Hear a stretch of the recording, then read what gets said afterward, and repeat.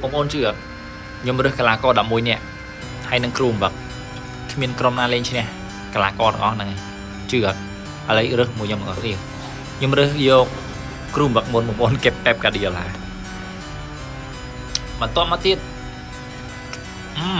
យើងមាន Coutinho យើងមាន Rudiger Alaba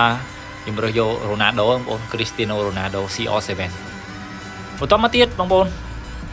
មករើសជាមួយខ្ញុំទាំងអស់គ្នាមាន Seedorf មាន Messi បងប្អូន Messi បងប្អូន Ronaldo Messi បានលេងមួយគ្នា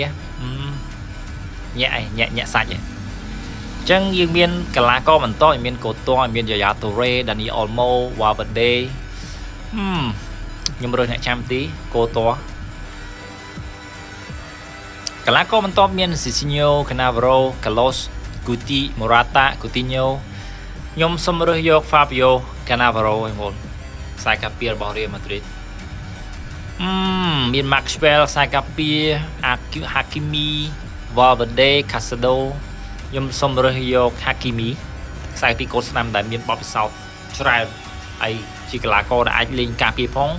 ស្លាប់ផងសុទ្ធចូលទេបងប្អូន Hakimi នេះអូបងប្អូនចេញមកហើយបងប្អូនចេញមកហើយ Ruud van Nistelrooy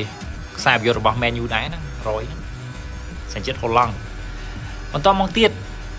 ទីមាន Maxwell មាន Abiol សម្រាប់ខ្ញុំរើសយក Beckham ខ្សែបម្រើ Real Madrid ដែរនេះបងប្អូនចេញមកដែរហើយខ្សែបម្រើការពារ Javier Mascherano នេះមាន Sergi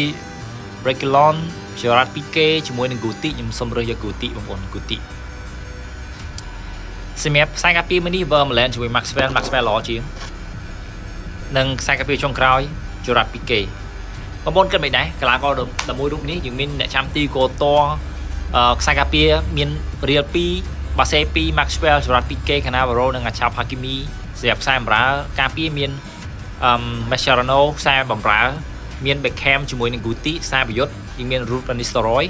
និងស្លាបខាងស្ដាំយើងមាន Messi ស្លាបខាងឆ្វេងយើងមាន Cristiano Ronaldo បងប្អូនគិតមិនដែរ